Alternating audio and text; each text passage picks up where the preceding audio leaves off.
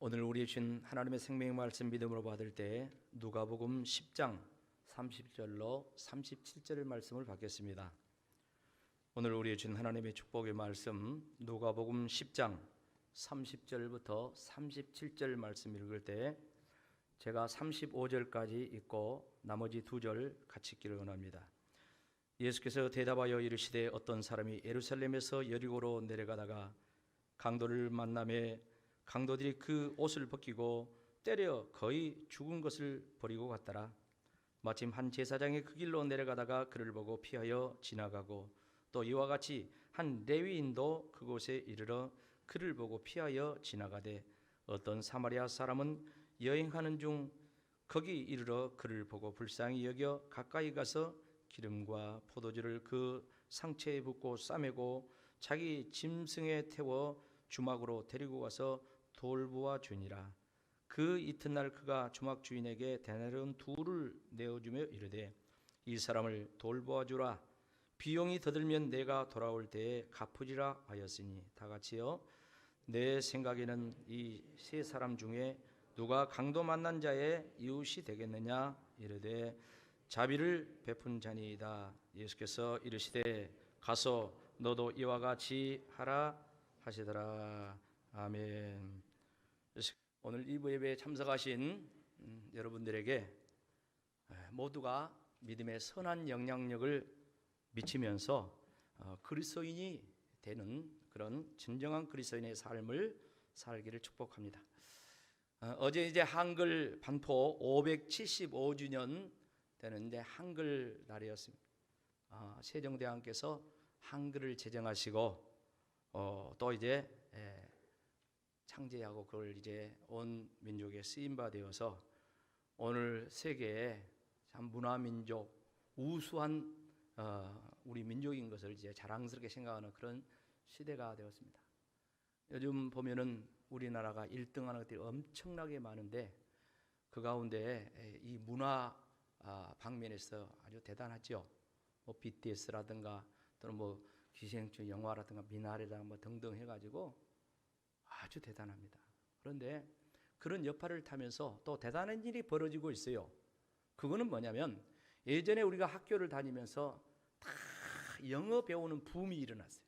지금도 물론 영어를 막 이렇게 배우려고 하는데 아직까지도 세계 1등으로 열심히 배우는 언어가 영어라고 그럽니다. 그런데 지금 놀라운 일이 벌어진 것이 세계 각 나라에서 대학에서 한글 배우는 붐이 일어나요. 학교 아니라 할지라도 요즘 청소년들은요 대단해요. 보면은 외국에 있는 이 청소년들이 한글 언제 배웠는가 우리말을 막 해. 그런 기가 막힌 일들이 벌어지고 있는데 얼마나 참 한글날을 보내면서 좀 자랑스럽게 이렇게 생각하는 그런 부분이 아닐 수가 없습니다. 그런데 이제 이 한글이 창제될 당시를 우리가 회상해 볼 때 그때는 한문을 썼잖아요. 한문 문화권이에요. 근데 여러분 한문이 얼마나 어렵습니까? 요즘 젊은 사람들 한문 자기 이름 제대로 쓴 사람 얼마나 있을랑가 모르겠어요. 한문이 참 어려워요. 뭐 당시에도 어려웠죠. 그러다 보니까 양반 자제들 아니면은 누가 그 서당에 가서 공부하고 이런 사람들이 별로 없었어요. 한문뿐만 아니라 세종대왕이 이제 한글을 이렇게 창제하고 반포해서 백성들과 사용하는 그런 언어가 되었지만 어떻습니까? 그 쉬운 한글도 일반 백성들은 말은 해도 쓸 줄은 모르는 거예요. 그래서 옛날부터 그런 말이 있어요. 나는 까막눈이다고. 하얀 것은 종이고 검은 것은 글씨고 나는 까막눈이다고. 그런 말이에요. 그런가 하면서 내가 이름 석자만 쓸 줄 알면 좋겠다고. 실질로 우리 나이 많이 먹은 어른들 가운데는 그런 경험을 합니다. 학교를 안 다녀가지고 다니다가 중퇴 내 이름 석자는 써야 될 거 아니냐. 그런 물도 아마 틀림없이 있을 거예요. 그러나 지금은 어떻습니까? 지금은 거의 뭐 99% 문맹률이 없어요. 그러니까 글을 모르는 사람이 없어요. 글을 모르는. 뭐 100%라고 하면 조금 그렇고 99%. 그러니까 세계에서 제일 이 문맹률이 낮은 나라, 그 나라가 우리 한국이란 거 아십니까? 할렐루야. 할렐루야. 너무 긴장하지 말고.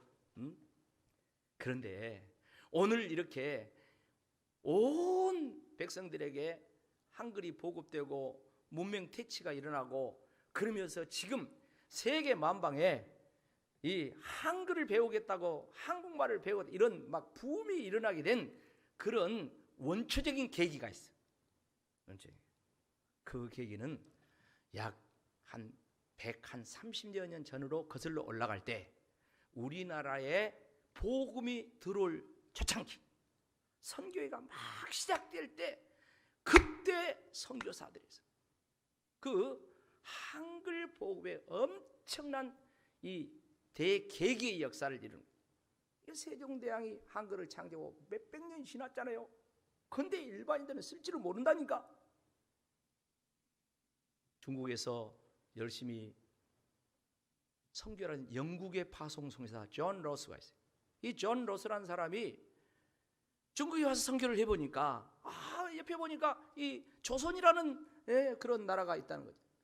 저 조선에 가서 복음을 전해야 돼 하면서 그 변방까지 왔다 갔다 하고 이런 그런 가운데 조선의 상인들을 만나게 돼. 대표적으로 서상윤이라는 분인데 저분을 봬도 그 몇 명의 상인들을 만나는데 백홍준이라다 이응찬이라다 이런 몇 사람을 만나면서 이제 그들에게 복음을 전하고 또 그들에게 이제 우리 한국말을 배우게 되는 거예요. 그러면서 이제 성경을 번역하자. 그래가지고 이 존 로스 선교사가 이 서상윤이나 이런 분들하고 같이 중국에서 성경을 그때는 한문 성기밖에 없어. 그런데 우리 한글 성경으로 성경을 번역을 하기 시작한 것입니다. 그런 가운데 1882년에는 이제 누가복음과 요한복음, 쪽복음이 다 이렇게 번역 완성이 되는 거예요. 그리고 1887년에는 이제 신약 성경 번역이 완료돼 가지고 우리 조선으로 한국으로 이제 들어오는 이 상인들이라든가 선교사들 이 성경을 가지고 들어와서 보게 되는 것입니다. 로스 선교사는 성경 번역을 하기 위해서 한글 문법책도 만들었답니다. 그런가 하면은 성경만 번역한 것이 아니라 이 조선의 그 역사, 수천 년의 이 역사를 외국에 알리는데 한국의 역사책도 만들어서 세계에 보급하기도 했다는 겁니다. 백성들이 전도해서 교회에 옵니다. 교회에 오면 반드시 이루어지는 거 뭐냐? 예수 믿고 한글 배우는 운동이 일어난 거야. 한글 배우는 운동. 그래서 교회마다 조금 어지간한 교회에는 야학이라는 것이 있어요. 야학이. 우리 교회도 예전에 야학을 했다는 이야기를 제가 들었어요. 교회마다 야학이 있는 거예요. 그런가 하면 전도 대상되어서 교회에 나온 사람들이 뭐 양반들도 들어 있지만 대부분 어떤 사람입니까? 까막눈들이야. 까막눈들. 글을 모르는 사람들. 일반 평민들, 종들, 백정들, 그리고 여자들은 양반이어도 공부를 안 시켰어. 양반이어도 여자라고. 근데 교회에 나가면은 예수 믿고 구원받을 뿐만 아니라 까막눈을 뜨게 돼. 할렐루야. 눈을 뜨게 되는 거예요. 눈을 뜨면서 사상의 개화가 일어나는 거야. 엄청난 문화 대혁명의 역사가 일어나는 그런 계기를 이렇게 마련하게 된 거예요. 교회가. 그러면서 그 교회가 얼마나 큰 영향력을 미쳤는가. 자, 우리 일제 암울한 역사를 우리가 알고 있잖아요. 우리 어르신들은 그 역사를 또 더러 사셨어요. 근데 그 암울한 역사에 교회는 희망이었어. 우리가 독립운동에 대한 그런 이야기들을 보면 교회가 중심이 되었고, 그리고 그 독립운동의 대부분 지도자들은 절반 이상이 기독교인들이 있어요. 절반 이상. 이름 대면 다 그 사람 대부분 다 기독교인들이야. 그런 가운데 이 교회의 영향력, 이거는 말할 수가 없습니다. 사랑하는 성도 여러분, 우리 구례가 자랑할 수 있는 것 중에 하나가 뭡니까? 지리산 노고단 아니겠습니까? 그런데 바로 이 지리산 노고단에도 이 한글과 연결해 가지고 아주 중요한 역사적인 그런 이 숨은 역할을 한 역사가 있어요. 그러니까 당시에 일제 때 이 선교사들이 와가지고 한국에 적어놨는데 풍토병이라는 게 생기잖아요. 이 풍토병을 극복할 길이 없어. 의료적인 관점에서 보니까 800m 이상 고지대에 가서 여름을 나면은 이 풍토병을 극복할 수 있다는 이런 의료적인 판단이 오는 거예요. 그래서 어쩝니까? 전국에 있는 선교사들이 어디가 좋을까 하다가 그때 당시 이 호남 선교부가 대단하거든요. 호남 선교부에서 이제 지리산 바로 이 노고단을 이제 선정을 한 거예요. 그래서 다 모여 거기에 1920년대에 이 선교사들이 저기다가 집을 56채를 지어놨어요. 이 56채의 집을 지어놓고 또 오른쪽에는 예배당이야. 거기서 여름을 전국 선교사들이 다 와서 아이들까지 다 와서 거기서 보내는 거예요. 그리고 이제 또 날씨가 이제 더운 데서 추운 데로 이렇게 바뀌면 되는 거예요. 근데 그곳에 와서 선교사들이 휴양만 한 것이 아니라 기도만 한 것이 아니라 거기서 중요한 작업을 합니다. 그 중요한 작업이 뭐냐 하면은 한글에 관한 거예요. 아까 말씀드렸어요. 존 로스 선교사가 신약 성경을 번역해서 공급했다고 했죠. 그런데 바로 이때 우리 지리산에 선교사들이 다 이렇게 몰려와서 근데 거기에 대표적인 선교 중 한 사람이 레이놀즈라는 선교사야. 이 레이놀즈라는 이 선교사, 이 눌서라고 우리 이름을 그렇게 불러줬는데 이분이 성경 번역 신학자야. 그런데 이분이 신약 존 로스가 번역한 이 성경의 어떤 부분에 조금 개혁해야 될 것이 없는가 그런 개혁 작업도 하고 그 다음에 구약 성경을 계속 번역을 한 거예요. 번역을 하는데 바로 해온 것을 이 지리산의 노고단에 머물면서 거기서 계속 연구하면서 번역을 다 해요. 그리고 중요한 작업을 또 하나 이 노고단에 했다고 해서 역사적인 사료로 전달해 내려와요. 그게 뭡니까? 그 전에 우리가 한글이 있었지만 맞춤법과 띄어쓰기 오늘 우리는 딱 됐잖아요. 근데 이런 것이 잘 안 될 때야. 그런데 바로 이 레이놀즈 선교사가 성경 번역도 하고 그러면서 한글 맞춤법 띄어쓰기 이런 것들을 다 노고단에 머물면서 거기서 정립을 했다는 거예요. 할렐루야. 굴에 저 화엄사 내지는 천은사 사찰만 자랑할 것이 있는 것이 아니라 이렇게 엄청난 근대사에 숨은 그런 유적이 있다는 거예요. 기독교 유적이. 기가 막힌 역사가 아니겠습니까? 역사적 중에 이만열 교수란 분이 있어. 숙명여대 유명한 교수죠. 우리나라 사학자 중에 아주 유명한 분이에요. 저분이 이 부분에 대해서 기독교 역사 방금 말씀 이 부분에 대해서 평가를 했어요. 뭐라고 평가를 했어요? 한글판 성경 보급은 한글 정착에 큰 역할을 했다.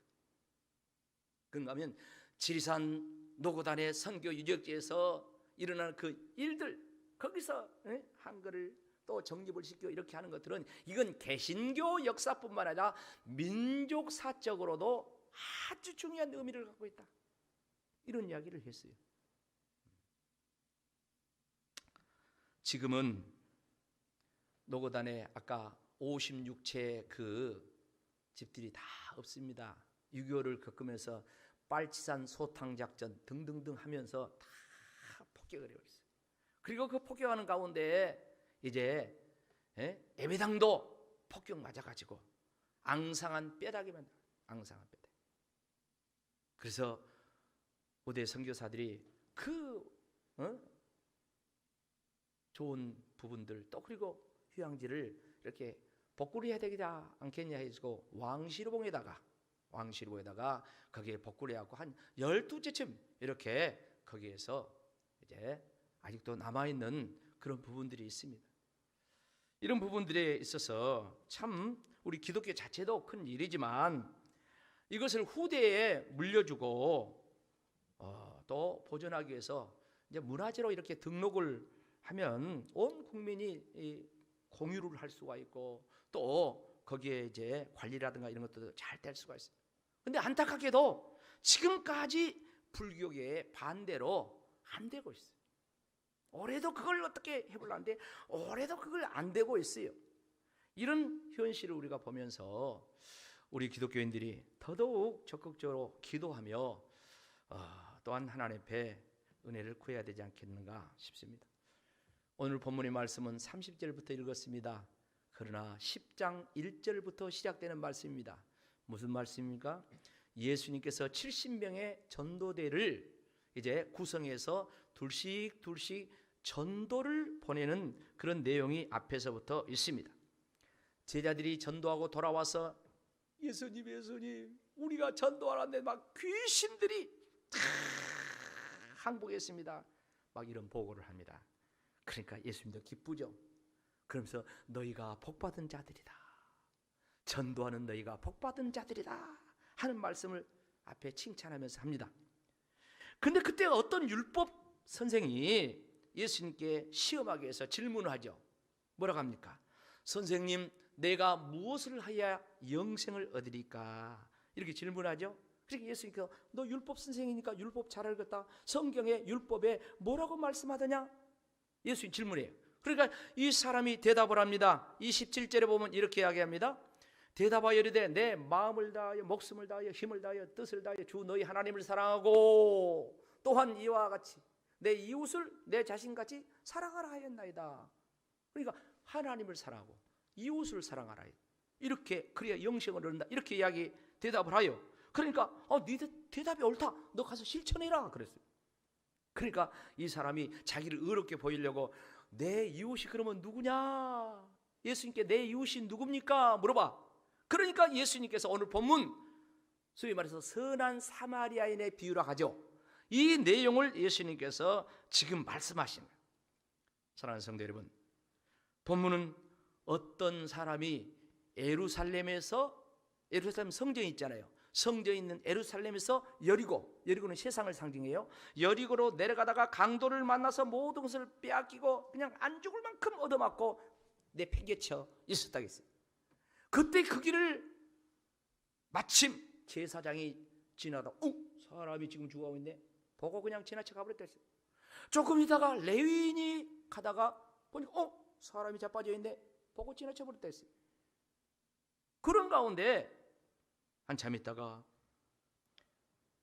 유대인들이 사람 취급도 하지 않고 개 돼지만 또 못하게 여기는 사마리아 사람이 그 길을 여행하면서 가다가 사람을 발견해.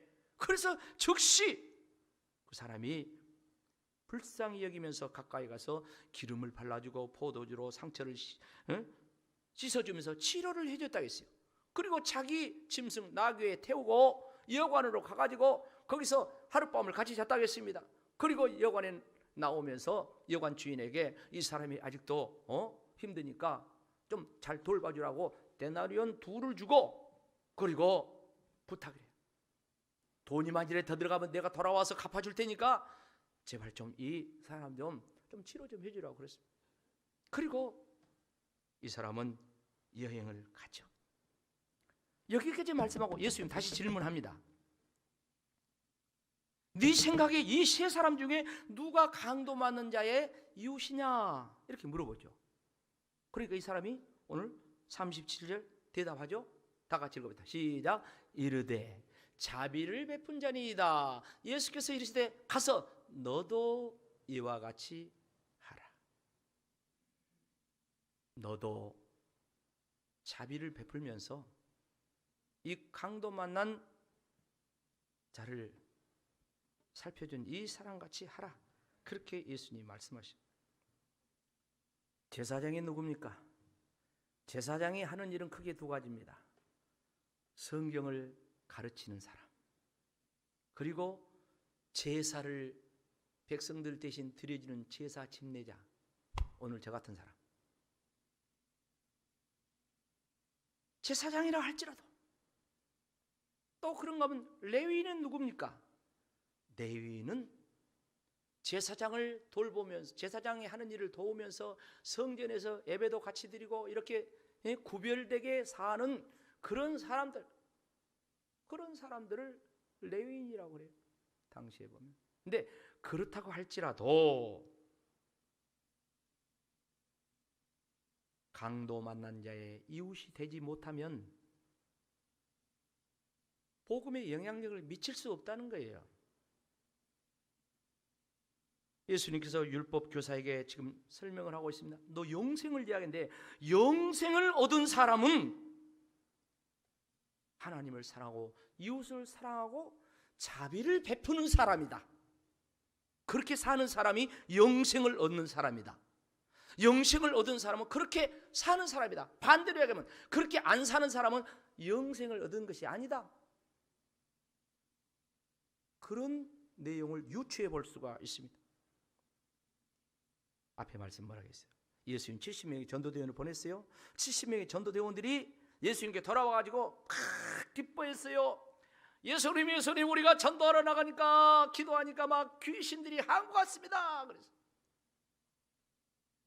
그래서 그 말을 듣고 예수님이 저들에게 하는 말이 있어요. 20절 말씀 뭐라고 얘기하면 다 같이 시작. 그러나 귀신들이 너희에게서 항복하는 것으로 기뻐하지 말고 너희 이름이 하늘에 기록된 것으로 기뻐하라 하시니라. 아멘. 귀신이 나갔어요. 엄청난 역사가 일어났어요. 기적이 일어난 거예요. 그런 것으로 기뻐하지 말고 네 이름이 전도자 네 이름이 그래서 네가 전도해가지고 예수 믿게 된 그 사람의 이름이 하나님의 생명록책에 기록된 것으로 기뻐하라. 사람의 이름이 전도해서 예수 믿어서 천국에 기록된 거 이걸로 기뻐해야 된다. 그러면서 하는 말이 이런 역사를 이루려면 방금 이야기한 것처럼 먼저 선한 사마리아인 같이 네가 이웃이 되어 줘야 된다는 거예요. 그래야 진짜 전도가 된다는 거예요. 강도 만난 자의 이웃입니다. 고난당한 자의 이웃, 빼앗긴 자의 이웃, 병든 자의 이웃, 잃어버린 자의 이웃, 지금 거반 죽어가는 자의 이웃, 네가 이웃이 되어서 진정한 전도자가 되라. 그 말이에요. 사랑하는 성도 여러분, 제가 지난 주간 주일날 설교할 때 요즘 넷플릭스라는 미국 영상 매체에서 유행하고 있는 한국 드라마 오징어 게임에 대해서 조금 말씀드렸죠. 9월 17일 추석 전에부터 이제 시작해가지고 9편 그러니까 9번에 상영했어요. 근데 지금 세계 100여 개 이상 국가에서 1위예요. 드라마 영화 1위요. 1위. 한 달도 안 됐어. 우리나라 텔레비전에는 없습니다.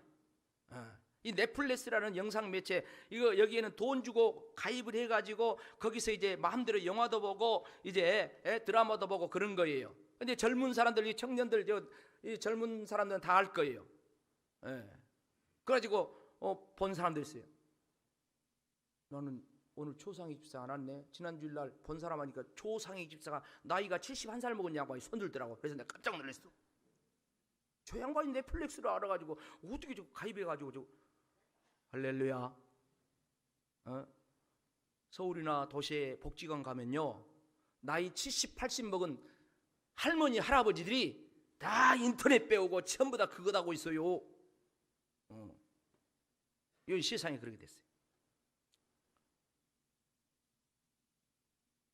이 드라마가 얼마나 잔인하고 폭력적이고 그런데 이 돈밖에 모르는 이 시대를 그 풍자한다는 그런 의미로 이렇게 잠깐 말씀을 드렸죠. 옛날에 어렸을 때 놀이했던 무궁화 꽃이 피었습니다. 무궁화 꽃이 이런 거 있잖아요. 그런 거 오징어 게임, 줄다리기, 구슬치기, 다마치기 옛날 그런 걸 해가지고 그 게임을 소질해가지고 데스매치라고 그래. 죽이는 거야. 이긴 자는 살아남고 진 자는 죽어야 돼. 그런 기가 막힌 그런 참 기가 막히는 진짜 기가 막혀. 과연 저럴까 할 정도로 그런 내용입니다. 그런데 제가 말씀드리고 싶은 이거예요. 그 내용 중에 정말 안타까운 내용이 그 속에 등장합니다. 그건 뭐냐면 기독교인에 대한 이야기가 3편 정도 나와. 짤막짤막 3번 정도 나와요. 그런데 그 내용을 보면 기독교인이 저럴까? 오늘 우리 기독교가 이렇게 됐는가? 우리가 일제 때 한글을 보급하고 독립운동하고 그때는 교회가 얼마나 영향력을 미치고 했는데 지금은 개독교. 과연 교회가 저렇게 돼버렸는가? 너무너무 아니지. 그렇진 않. 사실 너무 그렇게 악평을 한 그런 부분이 엄청나게 많이 있습니다. 그럼에도 불구하고 참 뒤돌아보는 반성하는 그런 의미도 찾는데 거기에 보면 오징어 게임 있죠. 오징어 게임 말미에 전도자가 등장을 해. 거리의 전도자가. 이 전도자의 모습을 통하여서 오늘의 기독교인들의 모습을 보여주고 있지는 않는가? 이런 생각을 해보게 한다는 거죠.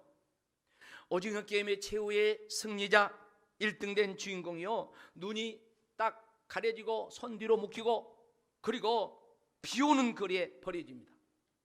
1등 된데, 근데 사람들이 지나가면서 이 주인공을 보죠. 보는데 어쩝니까? 그냥 다 무시하고 지나가 버려. 그런데 그때 전도자가 예수 천국 불신지옥 전도를 하는 거요. 이 전도자가 그 주인공에 다가가지고 안대를 벗겨주고 손을 풀어주고 이 사람이 이제 보게 됐잖아요. 그때 한 말, 괜찮아요? 그런 것이 아니라 뭐라고? 보입니까? 지금 주인공은 누워있어. 그리고 내려다보고 전도하는 사람이 내려다보고 한 말이요. 뭐라고? 예수 믿으시오.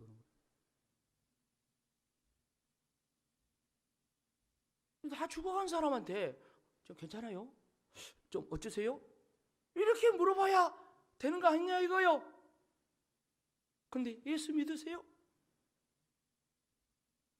과연 그럴 때 그 사람이 진정성도 사랑도 없이 그냥 예수 믿으세요 하는 그 사람의 그 말을 받아들이겠냐 이 말이에요. 받아들이겠냐. 차라리 그냥 그 말하지 않고 조용히 손잡아서 일으켜주고, 아이고 얼마나 힘들어요. 갑시다. 그러면은 얼마나 감동이 되겠냐 이 말이지. 사랑하는 성도 여러분, 저와 여러분이 사람을 감동시켜서 전도하는 것은 예수 전당 불신지요 예수 믿으세요 이 말로 되어져요. 반드시 오늘 선한 사마리안처럼 고통당하고 고난당하고 어려움당한 그런 사람의 손을 조건 없이 잡아주고 또 품어주고, 그런가 하면은 때에 따라서 물질도 이렇게 할 수 있으면 주고, 그러면 내가 그 사람의 이웃이 되어질 때, 진정한 이웃이 되어질 때 복음의 선한 영향력이 미쳐지면서 예수 믿지 말하게도 예수 믿게 되는 역사가 일어난다는 거예요. 사랑하는 성도 여러분, 세계 최고의 부자를 록펠러라고 그러죠. 록펠러 잘 알지 않습니까? 록펠러. 근데 이 록펠러라는 사람은 그 사람 평가할 때 크게 2가지 평가를 합니다. 하나는 뭐냐면 정말 우리가 좋게 보잖아요. 록펠러는 뭐 11조 잘하고 뭐 참 믿음 좋은 사람이다. 이 좋게 보는 이 측면이 하나가 있고, 하나는 록펠러 그 썩을 놈, 록펠러 그 아주 악덕 기업자, 록펠러 그 돈밖에 모르는 놈, 이렇게 하는 거 있어요. 2개가 다 공존을 해요. 이 록펠러는 33살에 백만장자가 되었답니다. 43살에 미국의 최고 부자가 됐어요. 53살에 세계 최고 부자가 됐어요. 최고. 그런 록펠러가 55세 때 사형 선고받아서 불치병 때문에 1년 이상 못 산다는 거예요. 마지막 검진을 받고 이제 치료 이렇게 하기 위해서 휠체어를 타고 비서와 함께 병원을 갑니다. 병원 입구를 들었었는데 그동안 그렇게 병원에 다니도 안 보였는데 자기 병원 눈앞에 딱 보이는 이 벽에 보인 글씨가 딱 눈에 팍 들어오는 거예요. 뭐라고 써졌어요? 주는 자가 받는 자보다 복이 있다. 성경 말씀이 딱 눈에 들어온 거야. 그러면서 그 주는 자가 받는 자보다 복이 있다는 이 액자의 말씀이 눈에 들어오면서 그냥 마음에 그냥 감동이 오고 전율이 일어나면서 눈물이 한량없이 흘러내리는 거예요. 눈을 지그시 감고 자기 인생을 뒤돌아보는 거예요. 그런데 잠시 후 막 시끌시끌한 소리, 정신없이 시끄럽게 하는 그 소리가 막 탁 들려오는 거예요. 그러니까 입원비 문제로 환자의 부모와 이 직원하고 싸우고 있는 거예요. 병원 측에서는 입원비 없으면 안 돼요. 보증 세우세요. 보증이 없으면 안 돼요. 수술을 해줄 수가 없어요. 이 엄마는 아니에요. 우리 딸 수술 안 하면 금방 죽는데요. 좀 내가 보증인 데리고 올 테니까 갚을 테니까 걱정하지 말고 좀 해주세요. 안 돼. 해주세요. 안 돼. 그러고 싸우고 있는 거예요. 그걸 록펠러가 본 거예요. 그래서 비서에게 여보요, 조용히 아무도 모르게 가서 저 병원비를 해결해 주라고 해요. 그렇게 해서 그 환자, 그러니까 은밀하게 도운 이 소녀가 기적적으로 회복이 돼요. 그걸 병원에 다니면서 록펠러가 다 이렇게 지켜봐요. 얼마나 기뻤던지 이 부분에 대해서 자기 회고록에다가 록펠러가 썼어요. 뭐라고 썼냐면 첫 번째 맨 위에, 저는 살면서 이렇게 행복한 삶이 있는지 몰랐다. 지금 나이가 55세, 56세야. 나는 지금까지 세계 최고 갑부가 되었어도 나는 이렇게 행복하게 이런 행복이 나는지 나는 몰랐다 그랬어요. 거기서 결심을 한 거예요. 지금부터 나는 이제 베풀고 나누는 삶을 살아야겠다 결심을 해요. 근데 그런 결심을 하고 실천하는데 1년밖에 못 산 사람이 병이 나서 버렸어. 할렐루야. 병이 나서 가지고 그 뒤에 98세까지 산 거야. 할렐루야. 98세, 지금도 98세면 엄청 장수잖아요. 근데 그때 1937년에 죽은 거야. 98세까지 선한 일에 힘쓰면서 살았어요. 록펠러가 자기 인생 회고록을 씁니다. 그 회고록을 쓸 때 밑에 내용이요. 뭐라고 썼다고요? 내 인생 전반기 55년은 쫓기면서 살았지만 후반기 43년은 행복하게 살았다. 록펠러에 대한 나쁜 평가는 바로 전반기 55년 동안 돈 벌기 위해서, 긁어 모으기 위해서, 세계 최고 갑부가 되기 위해서 그야말로 악덕 업주도 자청하면서 그렇게 살았어. 그때 록펠러를 나쁘게 이야기하는 거야. 그런데 죽을 병이 들어가지고 자기가 선한 삶을 베풀고 섬기는 삶을 시작하면서 새로운 삶을 살. 그 이후의 삶 43년, 이걸 우리는 좋은 록펠러로 알고 있는 거예요. 그 이후부터는 11조도 철저하게 하면서 그 이후부터는 믿음의 실천, 선한 영향력을 맺히면서 하는데 말로 할 수가 없어요. 자기 어머니가 신앙 유언을 했다고 하잖아요. 10가지 유언 그런 거 있잖아요. 뭐 예전에 제가 한번 이야기해 줬죠. 뭐 자기 어머니를 생각하고 어머니 기도대로 살아야 되겠다고 결심을 하면서 가장 먼저 한 일 중에 하나는 어머니 기념교회를 세워요. 여러분 뉴욕에 가보면은 리버사이드 이 교회랑 교회가 있어요. 저건 그림이 아닙니다. 실제 교회입니다. 제가 몇 년 전에 갔을 때 저기 갔을 때 사진 찍. 저기만 쉬었습니까? 아니요. 세계 5,000개 이상의 교회를 록펠러가 세우는 거예요. 그런가 하면은 시카고 대학을 비롯한 수많은 대학을 세우고 병원을 세우고, 그런가 하면은 시카고, 뉴욕 시카고 시민들은 수돗물 공짜. 할렐루야. 우리 구례도 누가 기업가가, 믿음의 기업가가 여러분 가운데 나오셔서 구례 시민들의, 국민들의 수돗물 공짜, 그런 믿음의 거부가 우리 교회에서 나오기를 축복합니다. 그런 일이 현재도 진행되고 있다니까요. 여러분 생각하세요. 얼마나 믿음의 선악력을, 영향력을 끼치고 있는, 록펠러 재단이라는 재단이 그 후손들이 다 지금도 있는 거예요. 놀랍습니다. 그 영향력, 그 믿음의 영향력, 이 선한 영향력은 온 세상에 미치고 있는 거예요. 사랑하는 성도 여러분, 다음 주일은 우리 교회의 설립기념주일입니다. 매년 9월 하반기부터 영혼사랑 100일 전도대행진을 우리가 해오고 있습니다. 1차 VIP 초청일을 이제 교회 설립기념주일 세 번째 주인데 이번에는 10월 17일이요. 이걸로 정하고 우리가 전도 실천을 하고 있습니다. 여러분, 교회의 존재 목적이 무엇입니까? 세상의 구원의 방주가 되는 거예요. 영혼들을 전도하여 구원하는 것이 바로 교회가 존재하는 그런 목적입니다. 그런데 우리가 영생을 얻게 하는 이 전도의 역사를 이루려면 예수님께서 말씀하신 것처럼 먼저 선한 사마리아인들이 되어야 된다는 거예요. 오징어 게임에 나오는 전도자처럼 입으로만, 말로만 사랑 없이 예수 믿으세요 해가지고는 전도가 안 된다는 거예요. 너나 믿어라. 나 지금 죽겠는데 너같이 팔자 좋은 사람이나 교회 다니지, 나는 지금 끄니거리도 없어. 그렇게 안 된다는 거죠. 선한 사마리아처럼 강도 만난 그런 사람을 내 이웃으로 생각하고 불쌍히 여기고 손을 내밀고 이렇게 섬기면서 도와주면서 나아갈 때, 내가 먼저 그 사람의 이웃이 될 때 그 사람이 나 따라 우리 교회에 온다는 거예요. 저는 지금까지 우리 교회에 부임하여서 한시도 이 사실을 잊지 않고 목회에 반영하면서 실천하려고 노력하고 있습니다.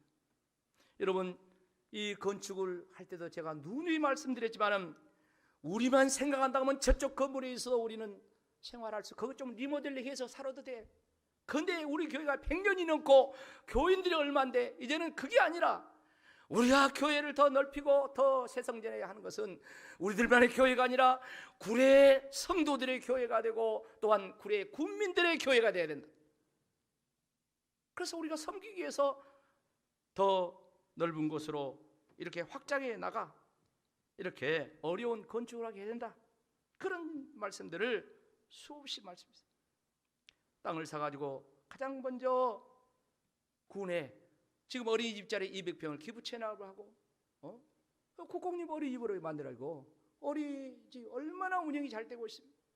저는 그게 바로 구례의 새싹들을 섬기는 거라고 생각하고, 장로님들도 마찬가지예요. 그 생각이에요. 네? 얼마나 잘 되고 있어요. 최고의 어린이집. 그런가 하면은 장애인 목장과도 마찬가지입니다. 강도 만난 자가 누굽니까? 장애인들 아니겠습니까? 그런 자들을 여러분들이 섬기는 거예요. 우리 교회가 생긴다는 것은 여러분이 섬겨요. 여러분이 기도하고 여러분이 낸 헌금으로 그들을 향하여서 섬기는 거예요. 그들요. 강도 만난 자 싫잖아요. 안타깝게도 지금 코로나 때문에 지금 많은 사역들이 중단되고 있는데 노인대학 사역이라든가 또는 이제 뭐 5월달이나 이렇게 은빛 한마당 잔치라든가 뭐 등등 이런 일들, 장날 전도라든가 이런 것들이 보면 전부 다 바로 오늘 말씀처럼 섬기는 그런 일을 하자는 그런 거 아니겠습니까? 여러분, 세상에 수많은 불신자는 모두 다 강도 만난 자들입니다.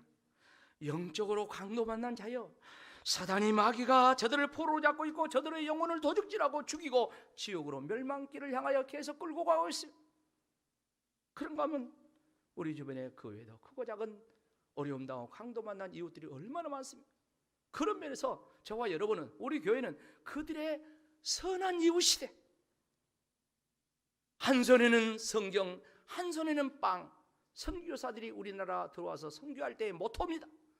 지금도 우리나라 선교사들이 해외에 나갈 때 한 손에는 성경, 한 손에는 빵, 두 개를 같이 가서 하는 거예요. 오늘날 교회도 마찬가지예요.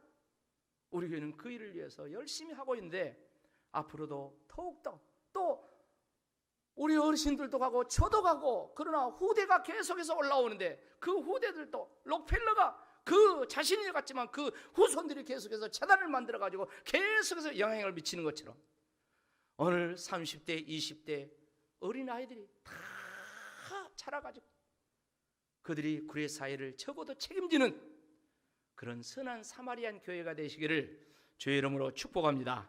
아멘.